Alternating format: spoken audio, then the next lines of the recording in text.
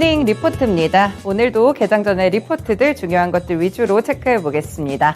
오늘의 첫 번째 리포트는 LG화학입니다. IBK투자증권 리포트 나와 있고요. LG화학 살펴보시면요. 올해부터 이 CNT의 영업가치, 현 시가총액을 약 4에서 5% 정도 설명한다는 점에 주목을 했습니다.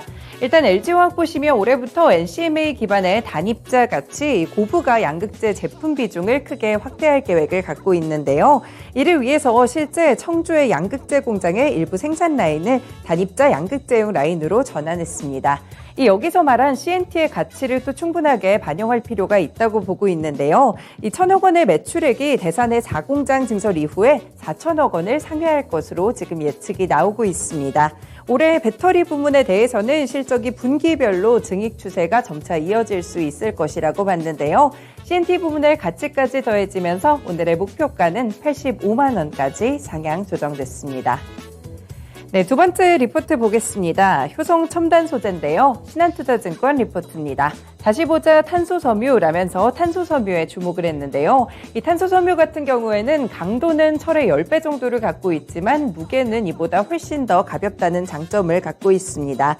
그래서 경량화가 필수적인 분야에 사용되고 있는데요. 지금 글로벌 탄소섬유 수요는 고압 용기나 신재생 에너지 그리고 항공 수요 확대에 힘입어서 연평균 무려 14%의 성장이 기대되고 있습니다.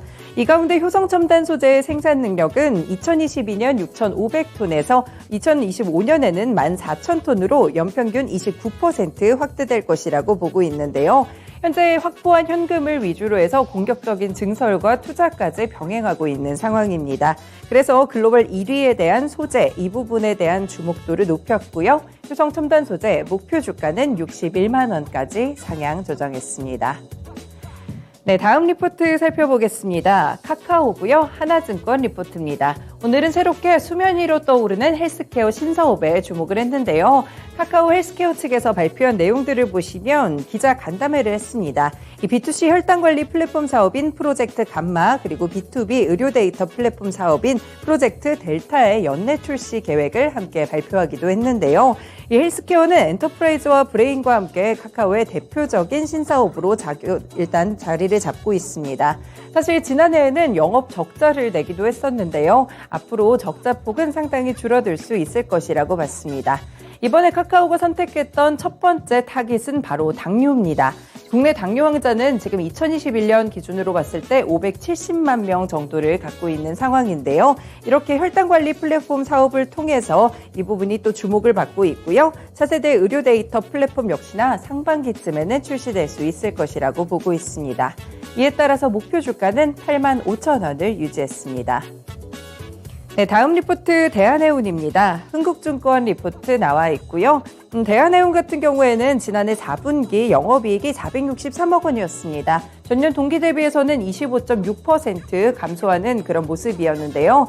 일단 4분기에 BDI가 좀 약하게 돌아서게 되면서 자회사들의 부정적인 실적들이 함께 반영이 됐었고요. 여기에 일부 선박에 대해서도 입고수리 영향 때문에 실적은 조금 감소하는 영향이었습니다. 하지만 올해부터는 또 다른 부분들 BDI의 반등과 LNG선에 추가되는 그런 부분들에 집중하자라고 보고 있는데요. 특히나 BDI 같은 경우에는 중국의 3월 양회를 기점으로 산업활동이 올라오고 반등이 이뤄질 수 있을 것이라고 봤습니다.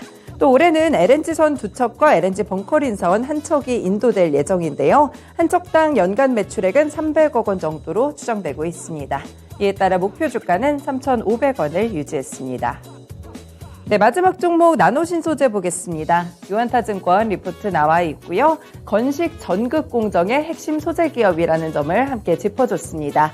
일단 테슬라 인베스터 데이에서 발표된 내용들을 보시면 4680 배터리의 직접 생산이나 건식 전극 공정 등을 적용해서 이 저렴한 배터리 양산을 선언을 했습니다. 그래서 수혜주로 언급이 되고 있는 모습이고요. 이와 관련된 수율에 대한 구체적인 언급은 없기는 했습니다.